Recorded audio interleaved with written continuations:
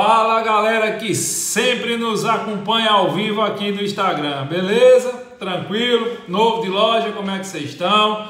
Boa noite, em Brasília 21 horas e 6 minutos aproximadamente, 20 horas e 6 minutos aqui na cidade do Recife. E estamos chegando no pezinho da conversa. Ó, meu patrão Thalisson Barbosa tá por aqui, um abraço, Thalisson. O Erisvaldo também está por aqui. Bom, estamos chegando no pezinho da conversa para bater um papo sobre o tema da live que eu anunciei para vocês mais cedo. Quem acompanha aí minhas redes sociais, principalmente meu Instagram, eu postei que hoje eu bateria um papo com vocês e externaria as minhas percepções acerca da questão das armas de fogo no Brasil e, respectivamente, o Estatuto do Desarmamento. Até porque nessa semana em que hoje se inicia, existe uma expectativa muito grande pela publicação no Diário Oficial da União do decreto que vai alterar as regras para a compra de armas de fogo no Brasil, o que foi uma das promessas de campanha do então eleito presidente Jair Messias Bolsonaro e que a equipe dele já tinha anunciado que estava pronta semana passada e estava faltando só um parecer final do Ministério da Justiça, e tudo indica que essa semana agora que se inicia hoje, nós teremos lá a publicação no Diário Oficial da União desse decreto, na verdade, que vai alterar as regras para aquisição de armas de fogo em território brasileiro e vai alterar também as regras para a posse ilícita de arma de fogo. Se você não sabe fazer a diferença entre posse e porte de arma de fogo, eu recomendo você procurar no meu canal aqui no YouTube. Depois eu posto sempre as lives no YouTube. Se você está assistindo no YouTube, procura aqui no canal. Se você está assistindo a live ao vivo no Instagram, procura lá no meu canal no YouTube, www.youtube.com/Giovanni Moraes, youtube.com/Giovanni Moraes. Eu postei lá uma explicação bem detalhada de qual seria a diferenciação entre posse e porte de arma de fogo. Então eu recomendo que você assista esse vídeo, até porque senão você vai ficar meio perdido ao longo dessa semana. E hoje o que eu vou fazer aqui é externar a minha percepção enquanto professor, a minha percepção enquanto jurista a respeito das questões das armas no Brasil. Eu não sou o senhor da verdade, você não é obrigado a concordar comigo. Eu sempre digo que eu, no exercício da minha liberdade de cátedra, que me é assegurado pela Constituição Federal de 88, eu tenho o direito de me manifestar, ainda que a minha opinião não seja igual à sua. Da mesma forma que eu tenho que respeitar que você pensa diferente de mim, você tem que respeitar que eu penso diferente.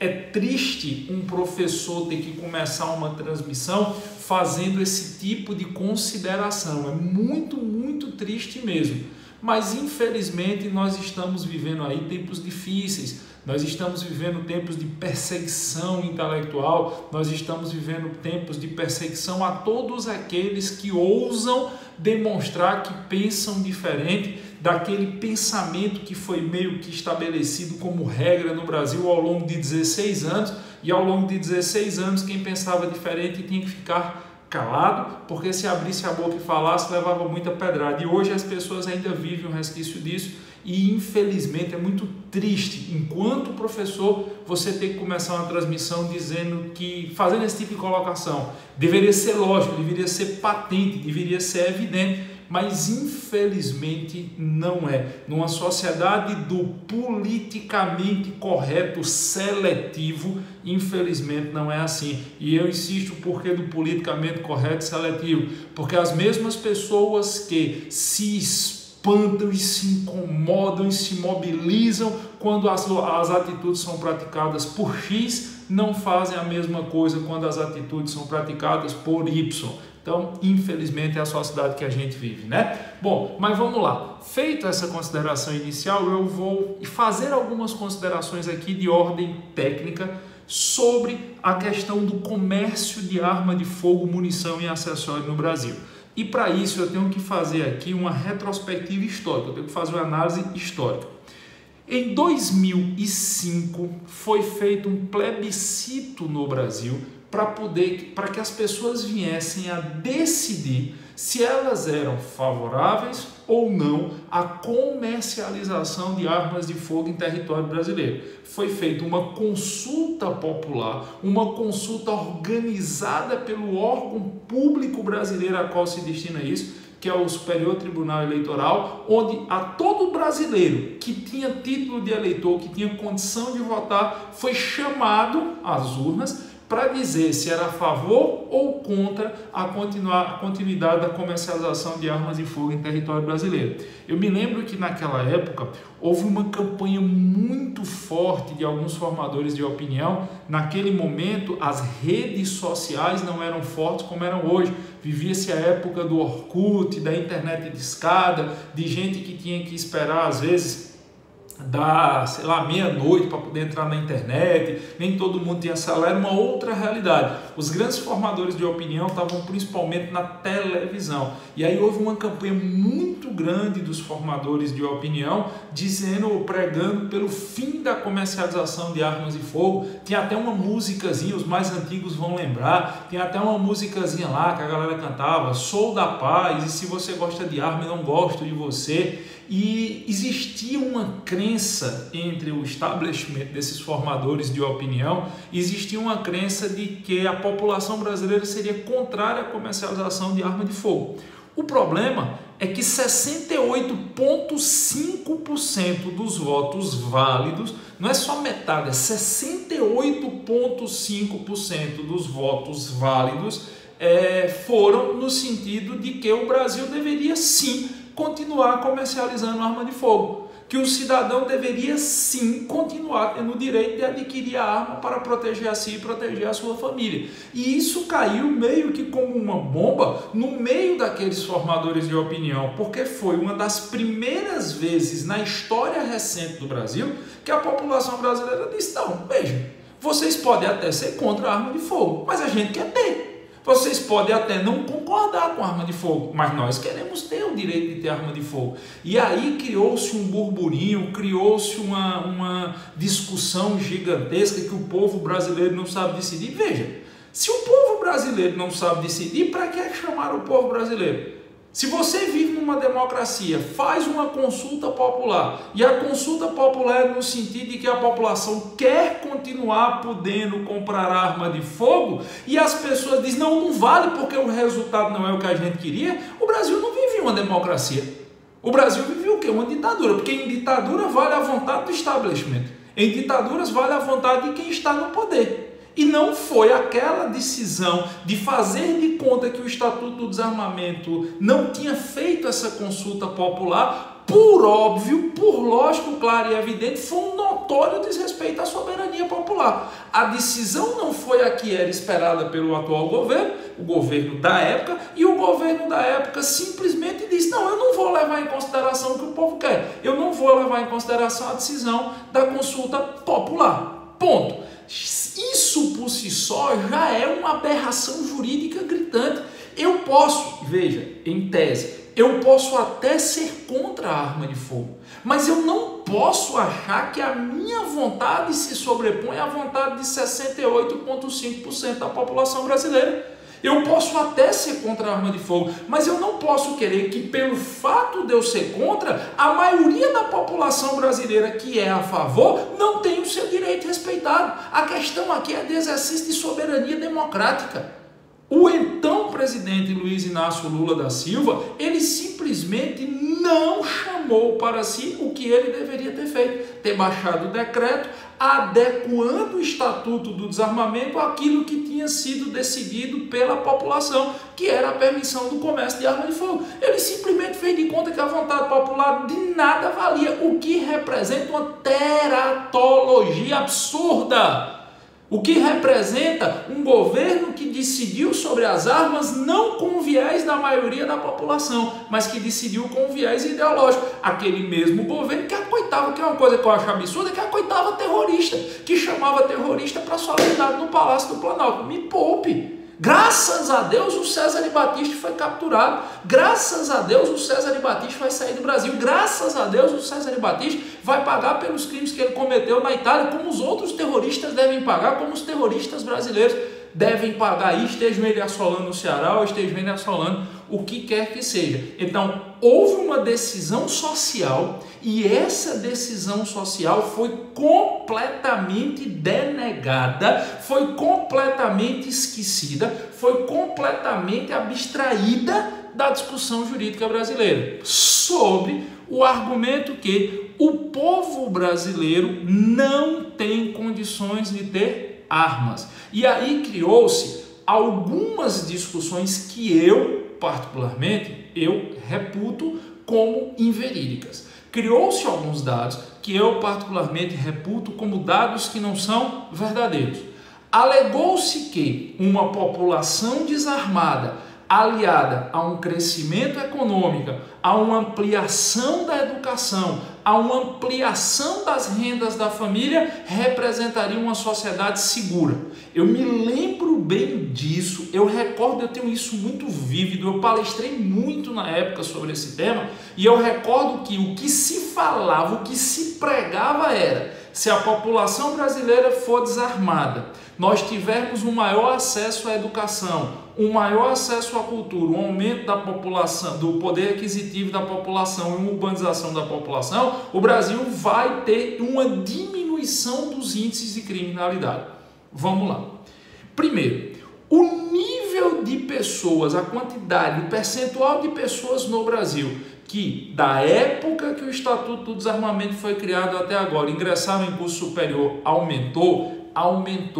Se você fizer uma comparação só da geração que hoje tem menos de 25 anos, com a comparação da geração que tinha menos de 25 anos antes do Estatuto do Desarmamento, você tem um crescimento de mais de 80% de acesso a curso superior no Brasil. ProUni, FIES, a expansão do ensino superior no Brasil, principalmente a expansão do ensino superior particular no Brasil. Eu não estou discutindo qualidade do ensino superior, estou discutindo ingresso. Hoje, a quantidade de pessoas que colaram grau de curso superior, que estão fazendo o curso superior, às vezes até mais de um, é infinitamente maior do que a quantidade de pessoas que tinham curso superior, estavam na faculdade, lá na época do Estatuto do Desarmamento, 2003. Então, houve um aumento, sim, do índice de ingresso de pessoas em universidades. Houve um aumento da urbanização da população brasileira. A economia brasileira cresceu, em média, daquela época para cá, 20%. Segundo dados do IDH, do Índice de Desenvolvimento Humano, que é mesurado pelas Nações Unidas, o Brasil teve uma melhora no IDH. Em compensação, a violência no Brasil foi o índice que mais cresceu. Se você comparar, por exemplo, o número de homicídios que nós tivemos em números absolutos registrados no Brasil em 2003 e o número de homicídios que nós tivemos em 2018, você vai reparar que em 2018 foram mais de 62 mil homicídios registrados no Brasil. Eu estou falando registrados. 62 mil homicídios registrados. Sabe o que é 62 mil pessoas? É o tanto de gente que morreu com a explosão da bomba atômica em Nagasaki. 62 mil homicídios registrados. Existe uma estimativa de organismos internacionais que para cada um homicídio registrado no Brasil, outros 2 não cheguem a ser registrados, o que levaria esse número para impressionantes 180 mil mortes por ano. Eu acho 180 mil mortes muito. Eu acho que a gente deve estar rodando aí na faixa de 90, 100 mil homicídios por ano. E desses 100 mil homicídios por ano, vocês sabem quantos são solucionados? Quantos chegam a ser investigados? Aproximadamente 5%. Ah, a polícia então não faz o trabalho. Pelo contrário. Nessa época, a polícia brasileira ela cresceu demais mesmo no empenho do seu corpo técnico. O que faltou foi aparelhar no bom sentido essas corporações policiais, porque ao mesmo tempo que houve um desarmamento da população, houve um notório processo de sucateamento das nossas forças policiais.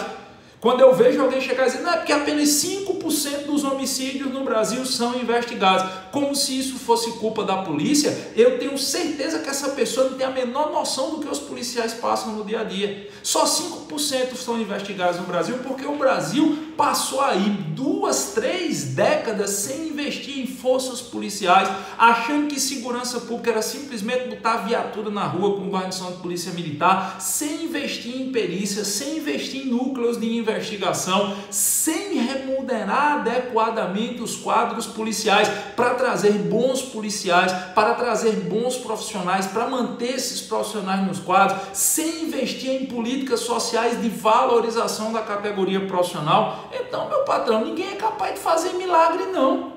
Ninguém é capaz de fazer nada. Aí, por exemplo, o Alves Neto, as vossas fronteiras estão arregaçadas, meu amigo. É impossível. Se você engajasse todos os jovens entre 18 e 20 anos no Exército Brasileiro, ainda assim seria impossível fiscalizar todas as fronteiras do Brasil. O Brasil é o 5º maior país do mundo, ele tem uma extensão territorial de 8.511.956 quilômetros quadrados, onde disso 99,8% é área continental. As nossas ilhas oceânicas são ínfimas, Fernando Noronha, Atol das Rocas, Penedo de São Pedro de São Paulo, qualquer um que tenha um mínimo de noção de um pouquinho de geografia, o cara que sentou para estudar geografia mesmo, ao invés de estar discutindo se o bom para o Brasil era o viés A, B ou C, sabe que o Brasil só de fronteira seca na Amazônia são quase 15 mil quilômetros de extensão. É impossível você manter essa fronteira fechada. Nenhum país do mundo com extensão territorial tão grande consegue manter uma fronteira desse tamanho fechada. E você precisa controlar as fronteiras nos pontos principais de entrada. Mas o Brasil esqueceu de investir nas forças de segurança. Você vai em muitas cidades do Brasil afora aí, sabe qual é a estrutura da Polícia Civil? Um delegado, um investigador e um escrivão ad hoc cedido pela prefeitura da cidade, que na hora que o delegado começa a investigar alguém que é ligado ao prefeito, o prefeito tira o pré da delegacia e o escrivão. Você imagina o que é uma delegacia de polícia com um delegado e um investigador? Se esse delegado e esse investigador saírem por uma diligência, acabou, a delegacia parou. As polícias no Brasil foram sucateadas e as pessoas que são polícias no Brasil, elas fazem aquilo que a maioria de nós não conseguiria nas condições que elas se deparam. Falta combustível para a viatura, falta munição, falta armamento que preste, ou seja, você teve um desarmamento da população, um processo de sucateamento das forças policiais que deveriam, já que você desarmou a população, você deveria ter investido muito na polícia. Era a lógica. Quer desarmar a população? Beleza, vamos desarmar a população, mas bora investir na polícia. Bora gastar dinheiro para ter quadros operacionais com material bélico, com viatura, com equipamento adequado, com perícia forense adequada. E não o Estado que paga R$ 2.500 por mês é investigador de polícia. Pelo amor de Deus, como é que o Estado vai pagar? E o que é pior, tem Estado que está parcelando o pagamento. Tem policial militar aí que não recebeu o salário ainda de dezembro por irresponsabilidade administrativa dos governos. Assim como tem professor, assim como tem médico, assim como tem todas as outras categorias, que todas elas são importantes. Sucateou-se a polícia no Brasil, desarmou-se a população civil. Em contrapartida, o crime cresceu. O Brasil se tornou um narco-estado em muitas cidades, dominado por terroristas em muitos cantos. As pessoas não gostam quando a gente fala o termo terrorismo, mas é isso que acontece. Eu tive a oportunidade de ler no ano passado, não vou citar fonte aqui, não interessa, mas eu li um relatório do Serviço de Inteligência da intervenção militar no Rio de Janeiro, que foi cedido pela Polícia Militar do Rio de Janeiro para alguns professores, alguns pesquisadores, e eu recebi através de um grande amigo meu. E o relato que é feito do tipo de bandidagem que se enfrenta no Rio de Janeiro é muito pior do que os relatos que são feitos pelo exército americano no confronto com o Talibã. Sabe por quê? Porque a bandidagem do Rio de Janeiro usa jovens que são completamente alucinados e doutrinados por facções criminosas que vão para a rua para matar e para morrer. O crime crime hoje em muitas localidades do Brasil não é mais simplesmente o crime violento, é o crime fanático. E o pior tipo de bandido que tem para você enfrentar, o pior tipo de inimigo é o inimigo fanático. Porque o inimigo fanático, ele não teme nada. O bandido, o ladrão, você atira nele, ele se abaixa. O fanático, você atira nele, ele tá doido de cocaína misturado com pó, ele tá aqui e não se abaixa não, tá atirando em você, não tem nada a perder não. O Estado brasileiro desarmou a população, sucateou as forças policiais e permitiu que o crime se organizasse no Brasil e arregimentasse um exército de fanáticos, de bucha de canhão, de gente nova que vai morrer a 10, 20, 30 por dia e vai chegar a 40, 50, 60 para substituí-lo. Um Estado brasileiro que não dava exemplo às suas forças policiais ou à sua população de valorizar quem combatia esses fanáticos, que pelo contrário ficava passando a mão na cabeça de bandido. Eu vi uma postagem numa rede social, aqui no Instagram, das imagens do deslocamento de presos criminosos perigosíssimos do Ceará sendo deslocados para outros presídios. E tem a imagem das mães do cara chorando. Aí tem gente que vem fazendo nos comentários a seguinte postagem. A pessoa que postou foi: olha o absurdo que está sendo feito, separando-se famílias, deslocando-se filhos para longe das mães. Pelo amor de Deus, é bandido que está tocando fogo no Ceará.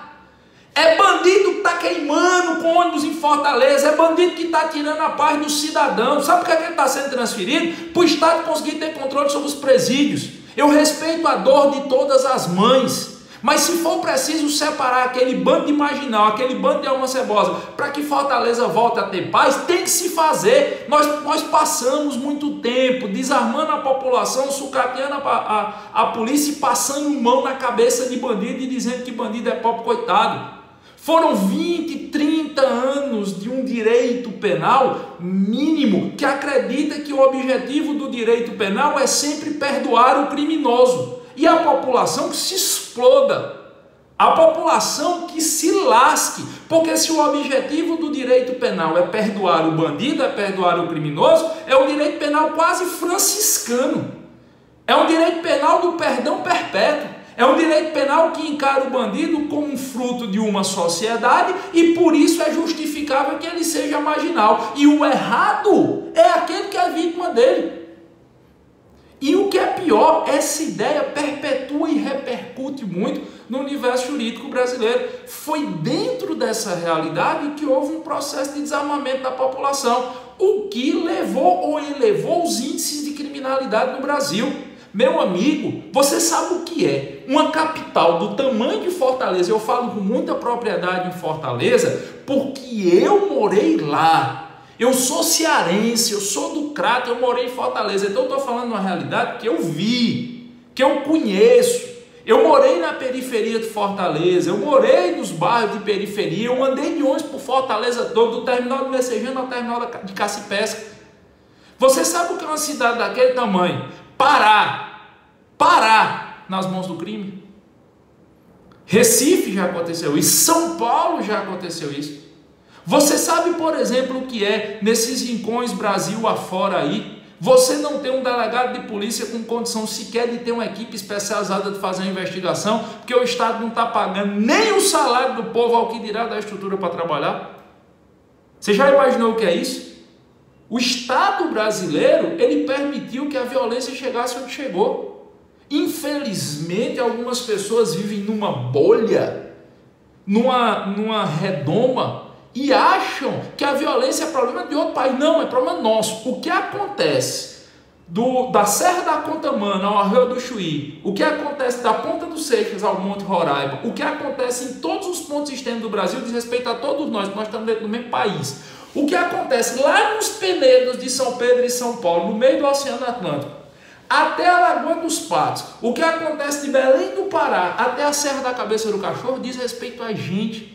Porque é o nosso país, e mais cedo ou mais tarde vai bater na sua porta se não for combatido. Então, houve um crescimento impressionante da violência. É sinal que desarmar a população não foi o caminho. É sinal que desarmar a população não foi o viés correto. E uma coisa que me deixa muito, mas muito que me causa muita espécie, para usar um termo chique. Você vê pessoas, formadores de opinião, defendendo a paz, fazendo campanha pela paz, e depois você vê notícia dessas pessoas comprando cocaína, traficando para cheirar. Porra, como é que tu defende a paz e financia o tráfico? Como é que você é a favor da paz e compactua com traficante? É cliente de traficante. Se tu defende a paz, não compactua com o tráfico. Começa dando um exemplo. Começa não consumindo entorpecente ilícito. Ah, mas isso é uma besteira, entorpecente ilícito é uma besteira. Beleza, pode até ser uma besteira, mas não é uma forma de financiar o tráfico. Como é que o cara pode querer ser formador de opinião e dizer, não, sou formador de opinião, sou pela paz, bora fazer passeata, bora postar foto no Instagram. Aí chega no bar, primeira coisa que pergunta onde é que vem a carreira de cocaína. Você está financiando o crime. Você está financiando o tráfico. Então, a sociedade brasileira hoje, ela vive um momento de profundo temor. Eu digo e faço coro a quem defende essa tese que hoje a gente vive uma guerra contra grupos terroristas. Giovanni, armar a população é a solução? Não, não é. Aí é minha opinião. Armar a população é solução? Não. Não é. Permitir que as pessoas, o dito cidadão de bem, que esse negócio cidadão de bem parece que está virando uma ofensa, né? Armar o dito cidadão de bem é a solução? Não é. É melhor investir em educação? Claro. É melhor investir em saúde? Sim. É melhor investir em atividades esportivas para os jovens? Por óbvio, por lógico que sim. É óbvio que sim. Saúde, educação, esporte, é isso que vai mudar a realidade da sociedade brasileira. Faculdades que formem o indivíduo, colégios que ensinem o indivíduo, colégios que façam com que você saia com um preparo e com uma bagagem. Sabe por quê, meu patrão? Eu vou lhe dizer uma coisa. Pode até ser muito bonitinho quando o cara está na escola, quando o cara está na graduação, o cara se dedicar a discutir questões eminentemente sociológicas e políticas. É muito bonitinho. Mas o empregador que tem um salário bom para pagar, ele quer saber se você é bom naquela área. O empregador que tem um salário bom para pagar, quer saber se você é desenrolado naquela sua área de especialidade, se você tem um conhecimento técnico. O cara que tem um salário bom para lhe pagar, ele não vai chegar para conversar com você e discutir, por exemplo, sobre a melhor forma de governo para o Brasil. Ele vai lhe apresentar o problema da empresa dele, ele vai querer que você dê a melhor solução pelo menor custo. E se você não tiver isso para entregar, você tem três opções. Ou você vai viver às custas do seu pai, ou você vai viver às custas do Estado, ou então você vai se arrombar. Quando eu vejo, por exemplo, alguém dizendo assim, peraí, professor, para que é que um cara precisa saber, por exemplo, a equação fundamental da fotossíntese? Isso não existe, não. Eu vou para o colégio, tenho que aprender a equação fundamental da fotossíntese. A planta pega CO2 mais H2O, vai juntar isso no cloroplasto com um catalisador que é a luz solar, vai produzir C6H12O6 mais radical livre de hidrogênio e O2 liberado. Eu não preciso saber disso, não. Para que diabo é que eu quero saber disso? Beleza. Se você for fazer uma entrevista de emprego numa empresa farmacêutica ou numa empresa de bioquímica para trabalhar como recepcionista, se tiverem 10 numa sala e só você souber a equação fundamental da fotossíntese, eu tenho certeza que você fica com emprego, ainda que você não vá precisar dela para trabalhar. Porque quem tem um salário bom para lhe pagar, ele vai querer valorizar a sua intelectualidade, o seu conhecimento, o seu tempo de bunda na cadeira. Então é claro que um estudo de qualidade é que transforma a sociedade. É claro que uma educação, uma saúde é o que transforma a sociedade. Isso é óbvio. O problema é que isso leva uma geração ou duas. Isso leva mais de 20 anos. E ninguém aguenta mais de 20 anos com a violência do jeito que está. Armar a população não vai resolver. O que resolve é saúde e educação, por óbvio. Qualquer pessoa com o mínimo de bom senso sabe disso. Mas isso leva 20, 30, 40 anos. Se você começar hoje, daqui a 30 anos, você começar a investir sério em educação, daqui a 30 anos a sociedade brasileira muda. Foi o que o Japão fez. Quando terminou a Segunda Guerra Mundial, o Japão saiu quebrado. Sabe o que ele fez? Ele investiu em educação. Foi o que a Coreia do Sul fez. 40 anos depois, o Japão se tornou referência de vida e de paz social. Mas aqui no Brasil, se um professor chega e dá uma nota baixa a um aluno numa faculdade particular, sabe o que é que acontece com o professor? Ele é demitido, ele perde o emprego, ele sai. Eu trabalhei numa empresa onde uma pessoa me chamou numa reunião e disse que queria que eu mudasse minha postura, porque eu tinha respondido numa mensagem de uma aluna, que a aluna me pediu para que eu desse a ela apenas as palavras de identificação das peças. E eu disse que não existia fórmula mágica para passar na OAB, você tinha que estudar. E ela disse que se fosse para estudar não estava pagando o curso não. E eu pedi desculpa, ela disse que não podia ajudar. E uma pessoa dessa empresa me chamou e disse que eu não devia dar essa resposta a ela. Eu estava falando a verdade. Imagine isso numa faculdade particular. Então, a educação de verdade vai mudar. Mas e até lá, a gente vai fazer o quê? Vai ficar refém? Veja, eu insisto. Você não precisa gostar de arma, eu não preciso gostar de arma, eu posso não querer ter uma arma em casa. E acho que a população se armar não vai resolver esta realidade. Só que é um problema, essa é a minha opinião. Mas não é a opinião da maioria da população brasileira. O que eu penso não pode ser tomado como verdade absoluta, ainda que eu seja contra, ainda que eu ache que a população se armar não vai resolver. A maioria da população brasileira não pensa assim. A maioria da população brasileira quer ter o direito de ter arma e é plenamente justificável. Sabe por quê? Porque na hora que você vai para uma guerra, você quer paridade de armas. E aí, olha, eu acho que armar a população não vai resolver.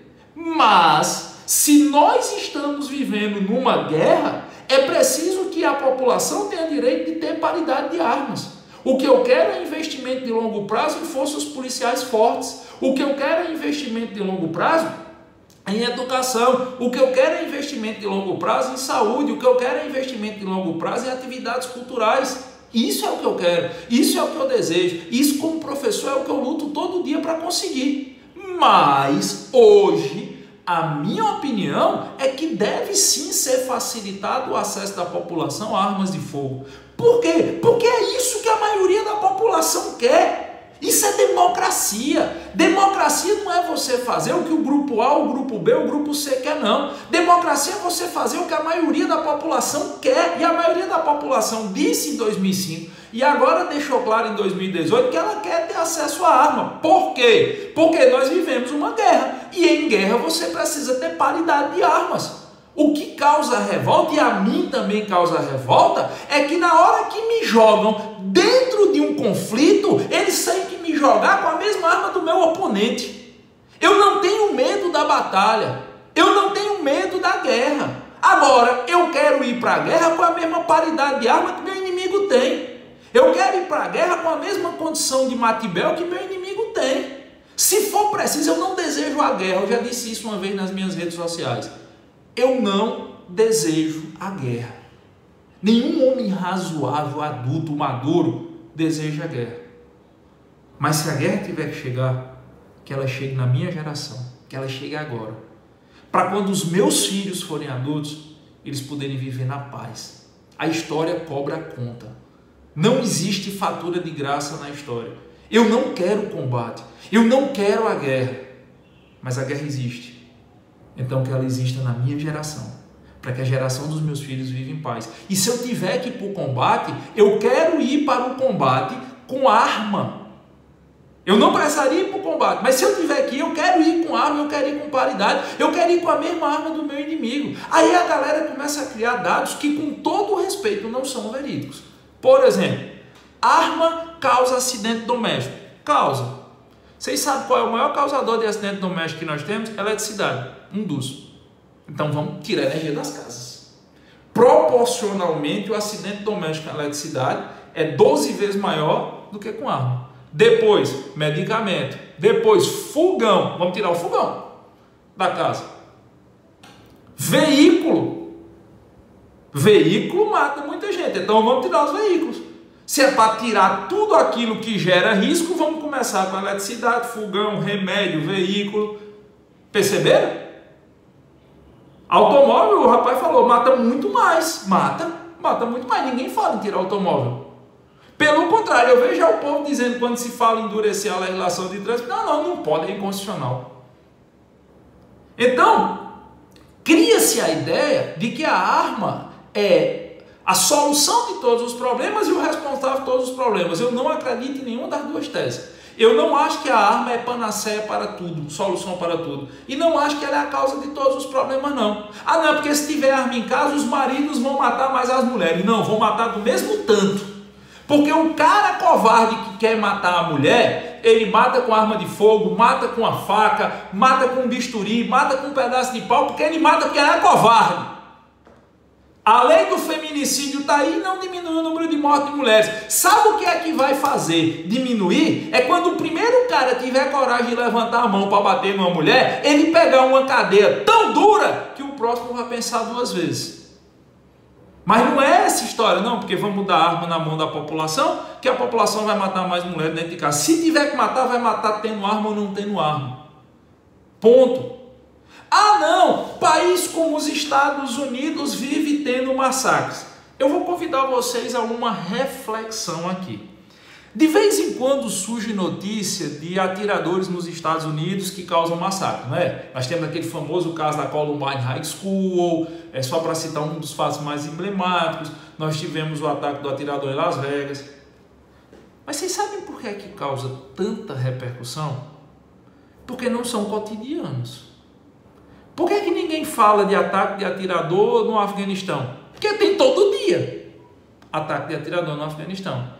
E se você parar para pensar, todos os dias nós temos atentados com armas de fogo no Brasil, matando muita gente. O problema é que quem está fazendo isso é a bandidagem. Acontece no Brasil mais ataques de arma de fogo do que nos Estados Unidos. Só que aqui é o meliante, é a bandidagem. É como se o Brasil dissesse, não, nós precisamos evitar que o cidadão tenha direito à arma. O bandido não, o bandido é outra casa, ele é um pobre coitado, a sociedade tem que proteger ele, mesmo que ele esteja lá oprando. O Canadá é mais armado do que o Brasil. Será que a população canadense ela está mais errada do que a nossa? Ah, professor, pega um caso aí, por isso não. É preciso se saber que a população tem que saber usar a arma. Tudo bem, vamos treinar a população. Vocês têm uma noção, em Israel, 70% da população adulta, masculina e feminina em Israel, tem treinamento militar de excelente qualidade. O soldado israelense, quando ele ingressa nas Forças Armadas, ainda que de folga, ele deve estar com seu fuzil. Você sabe o que é uma população com 70% da população adulta, masculina e feminina, com excelente treinamento militar? Porque se tem uma coisa que Israel é bom em treinamento militar, entre outras coisas. Você sabe quando é que o crime organizado se cria num país desse? Nunca. Nunca. E não vai se criar nunca. Israel é um país que vive cercado de inimigos. Israel é um país no meio do deserto, onde chove 2% do que chove no Nordeste brasileiro. E até hoje ninguém nunca derrubou Israel. Porque o governo ensinou a população a usar arma. Perceberam?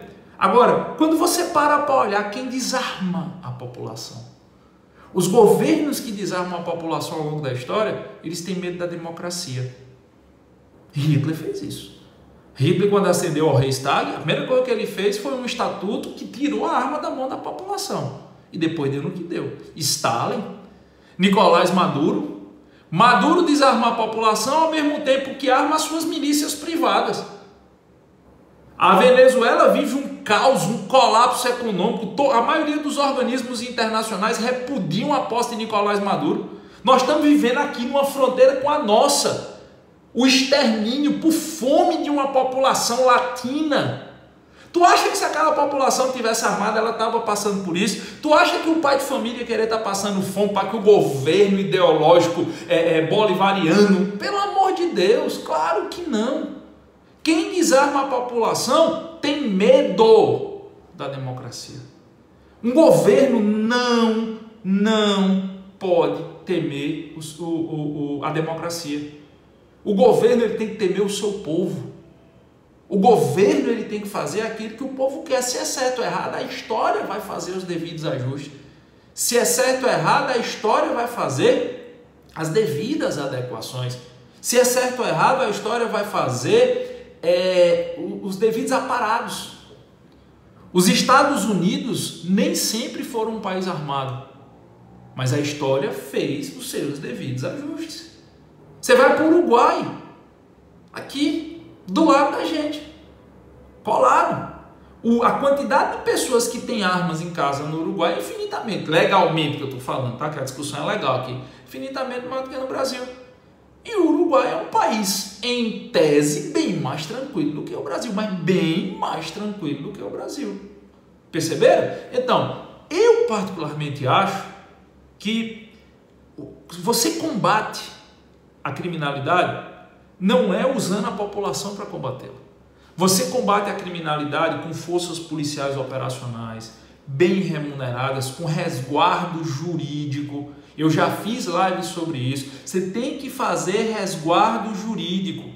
Você tem que fazer resguardo dos nossos policiais. Você tem que pagar. Bicho, o que se paga policial no Brasil é muito pouco. A gente tem que pagar mais aos nossos policiais. A gente tem que dar melhores condições de trabalho. A gente tem que dar melhores materiais bélicos a esses policiais. São eles que têm que combater a marginalidade em larga escala. São eles que têm que combater os terroristas que estão assolando o Brasil, como é o caso de Fortaleza. São eles que têm que bater de frente com o que existe de pior na coletividade, e nós que estamos na retaguarda temos que apoiá-los. Olha, eu sempre digo, eu só queria que a população brasileira tivesse metade da leniência que ela tem com os bandidos, com os nossos policiais. Eu só queria que metade desse coitadismo que existe em relação a meliante nós tivéssemos com os nossos policiais. A realidade da polícia no Brasil já seria outra. Começava por aí.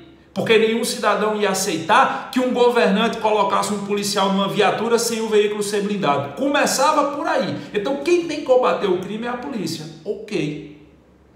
Em larga escala, quem vai mudar essa sociedade é educação, é saúde. Ok. Concordo.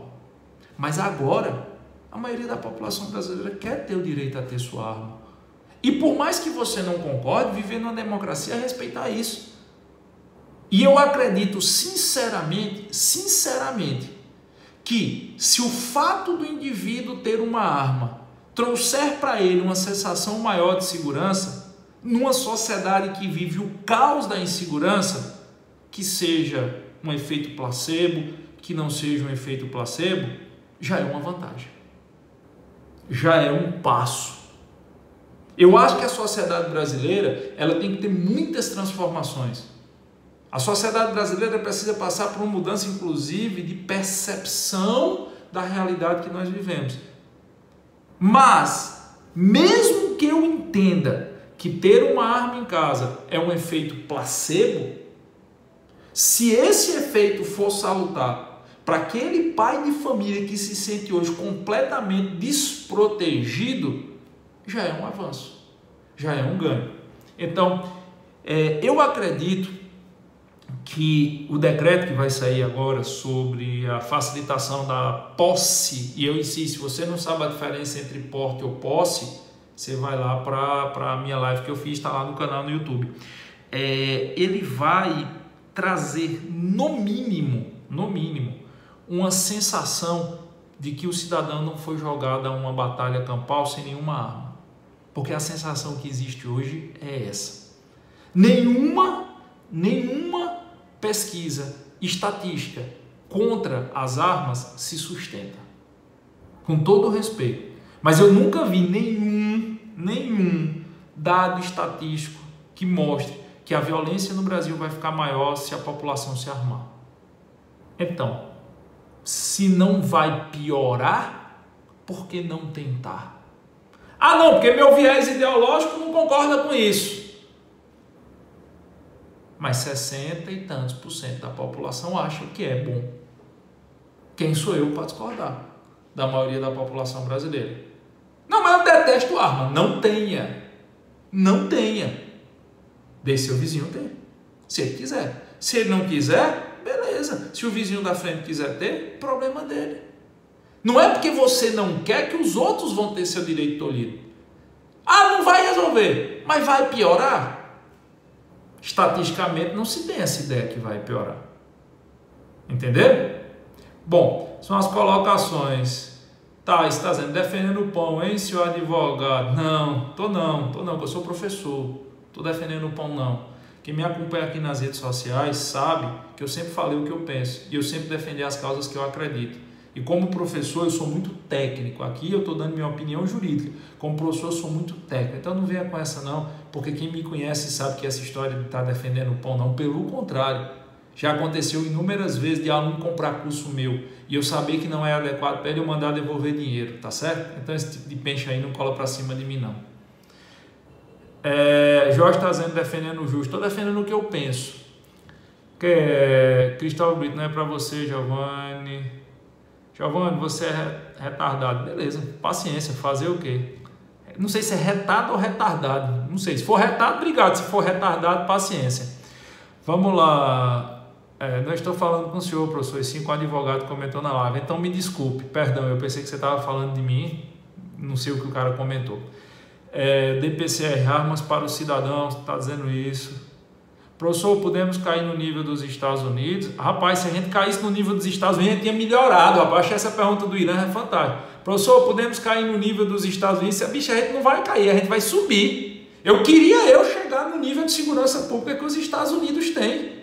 A população armada demais lá. Você vê, de vez em quando só surge um massacre lá, beleza. E morre 10% do que morre no Brasil. Queria eu que o Brasil caísse para conseguir chegar naquilo que os Estados Unidos é hoje. Beleza? Sua opinião não impede eu continuar assistindo suas lives. Obrigado. Eu queria... Sunária Dias. Sunária, eu queria dizer para você que uma palavra dessa como a sua me internece a alma. Eu agradeço demais, Sunária. Sabe por quê? Lá vai o negócio caindo aqui. Eu agradeço a você demais. Bati aqui sem querer. Deixa eu ajeitar aqui. Beleza. Depois eu mostro a gambiarra que eu fiz. Eu agradeço demais você. Sabe por quê? Porque eu acho que essa é a essência da democracia. Eu gosto demais de pessoas que pensam diametralmente contrário a mim. E eu continuo tendo um carinho grande para essas pessoas, porque eu sei que essas pessoas são de bem. Eu tenho uma prima, não vou citar o nome, que todas as minhas ideias, ela tem ideias completamente contrárias. E a gente se trata com carinho, a gente se trata com respeito. Quando eu preciso dela, ela me ajuda. Quando ela precisa de mim, eu ajudo. Por quê? Porque pensar diferente não nos torna inimigos. Assim como tem pessoas que têm uma pouca voz e que metem o pau nas armas, eu tenho menos voz ainda, mas me acho no direito de defender quem queira tê-los. E isso não me torna nem melhor nem pior do que qualquer outra pessoa. Então, Sunária, essas suas palavras são fantásticas. Eu só tenho a lhe agradecer e pedir que o Papai do Céu abençoe demais. Beleza? Cadê? Mas subiu aqui. Deixa eu... Marcos A. Marcelino. Prof, o que o senhor pensa da Guarda Municipal ajudando na segurança pública? Marcelino, eu vou ser muito franco com você. Guarda Municipal é guarda patrimonial. Eu acho que se as prefeituras querem ajudar a segurança pública, seria muito melhor as prefeituras destinarem parte das verbas que elas usam para as guardas municipais como subsídio para as polícias civis e polícias militares. Eu não quero ser desrespeitoso com as guardas municipais. Inclusive, muitas guardas municipais são extremamente operacionais no Brasil, mas elas são pontos fora da curva. Alguns municípios brasileiros, eles vivem basicamente do fundo de participação dos municípios e querem ter guardas municipais. Guardas municipais, talvez, bem empregadas na fiscalização de trânsito, seja interessante, mas em si, a Guarda Municipal como uma força da segurança pública, eu vejo com ressalvas. Eu acho que não é o melhor caminho. Eu acho que o melhor caminho seria investir na Polícia Federal, Rodoviária Federal, Civil e Polícia Militar. Beleza? Tranquilo? Deixa eu ver mais aqui. Professor, respeito é tudo. Críticas sempre vão existir. Claro, críticas sempre vão existir. E por isso que eu fiquei tão feliz com a colocação da colega lá em cima, Verônica. Professor, como sempre, muito técnico. Não concordo, mas a live foi excelente para refletirmos. Eu mesmo havia me esquecido do resultado do plebiscito. Felipe, muito obrigado. E é aquilo, se chegar uma hora que a maioria da população brasileira diga eu sou contra as armas, não deve ter arma de jeito nenhum, quem defende armas vai ter que aceitar. A democracia é a base de tudo. Entendeu? A democracia é a base de qualquer outra discussão jurídica, porque é ela que garante o Estado de Direito. Então, perfeito sua colocação. Valeu. DPCR, a lei da natureza supera qualquer outra regra inventada. Essas pessoas nunca passaram por um momento crítico. Para ter arma tem que ter equilíbrio emocional. Se realmente tiver critério, eu concordaria, mas sinceramente não acredito nisso. E olha que gosta de aturar. Lu Albuquerque, veja, eu tenho uma percepção social sobre essa sua colocação. Nós vivemos uma época onde o direito penal foi um direito penal minimalista, um direito penal onde quem queria prender era punitivista e onde o erro estava do lado de quem queria combater o crime. E você acaba criando percepções que a população brasileira ela não teria condições psicológicas de ter armas, equilíbrio emocional de ter arma. Eu faço uma comparação. Se você botar uma pessoa desequilibrada para dirigir um veículo, ela coloca em risco a coletividade. Se você botar uma pessoa desequilibrada para usar uma arma, ela coloca em risco a coletividade. Então, o desequilíbrio da pessoa vai colocar em risco a coletividade, estando ela com arma ou estando ela sem arma. Eu acho que a gente deve aprimorar os mecanismos de controle. A gente deve aprimorar e acredito que nós estamos aprimorando esses mecanismos de controle sim. Mas aprimorar mecanismos de controle não pode significar tornar impossível a concessão da posse e até mesmo do porte de arma de fogo. Eu acho que a posse é o que vai ser discutido no decreto, mas eu acho que o porte de arma de fogo deveria ser discutido. Existem pessoas que têm condições sim de andarem armadas. Existem pessoas que têm condição sim de enfrentar o crime. Enfrentar o crime no sentido de que ele não vai atrás do bandido, mas se o bandido vier até ele tem que estar preparado para lutar. E eu insisto, eu volto para aquela tese. Eu não quero a guerra, mas se eu tiver que ir para o combate, eu quero ir com as mesmas armas do meu inimigo.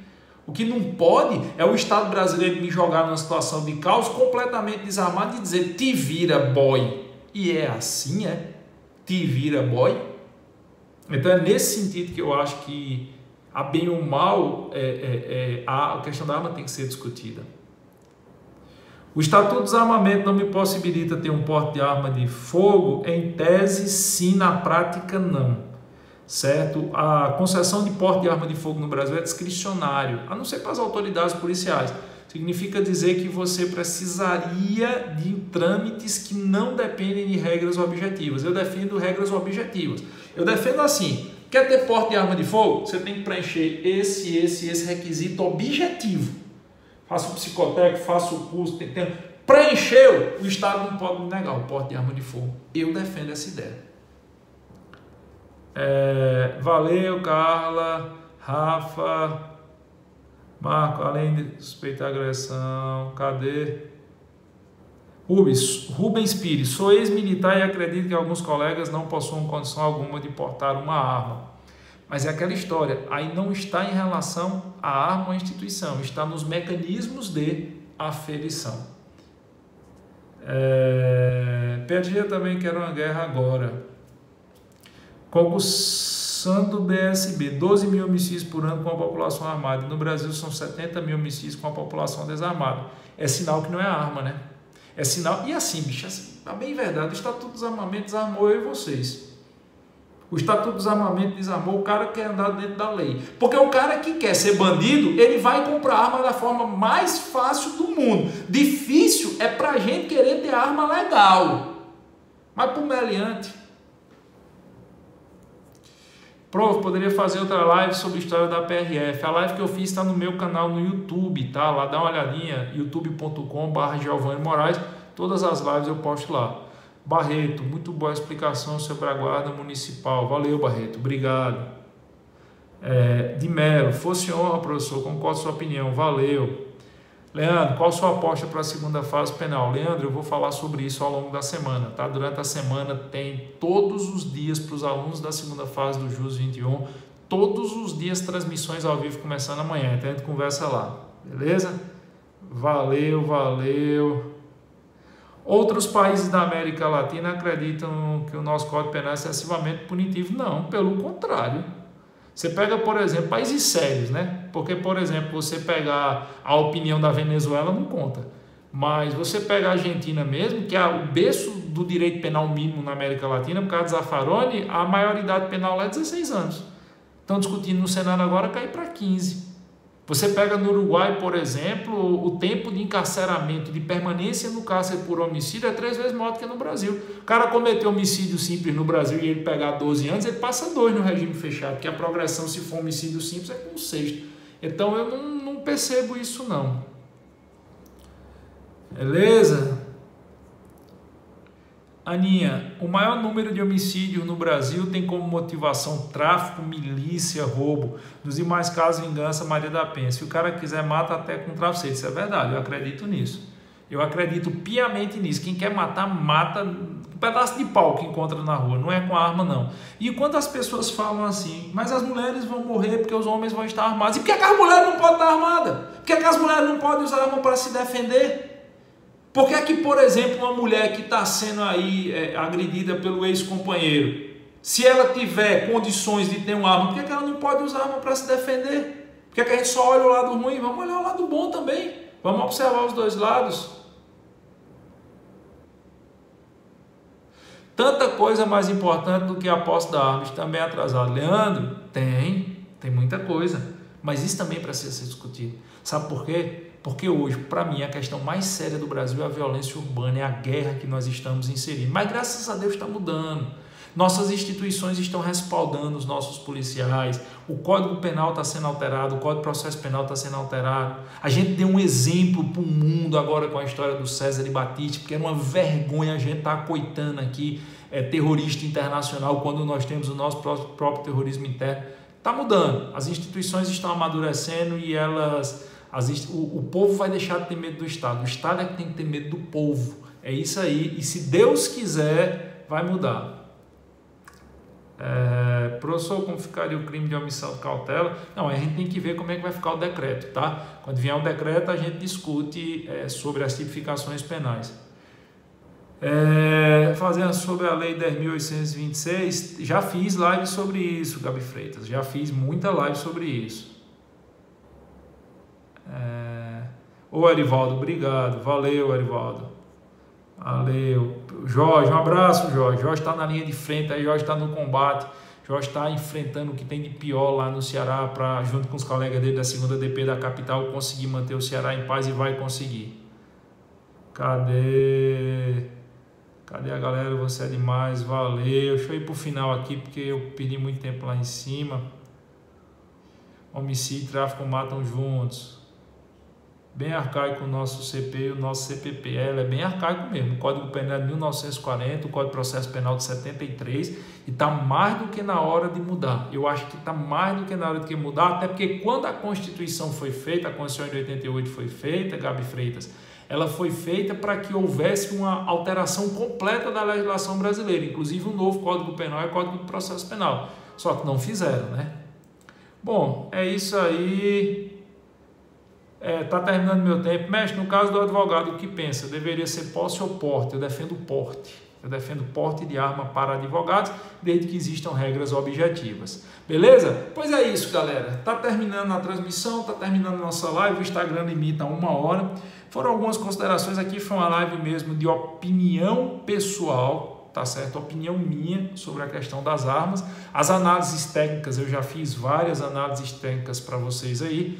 Então, ao longo da semana, amanhã eu vou fazer uma live, depois da transmissão ao vivo para os alunos da 2ª fase, eu vou fazer uma live explicando a lei de sexta-feira, que alterou o Código de Trânsito para os crimes de contrabando e descaminho. Assim que sair o decreto sobre a posse da arma, é claro, eu vou comentar aqui para vocês, a gente vai marcar uma live e a gente vai trocando ideias aqui ao longo da semana. Lembrando, para os alunos que são matriculados na 2ª fase penal do JUS 21, amanhã, 19 horas, horário de Brasília, começa a nossa semana de revisão ao vivo para vocês. Beleza? Um cheiro para quem for de cheiro, abraço para quem for de abraço. Valeu, crianças.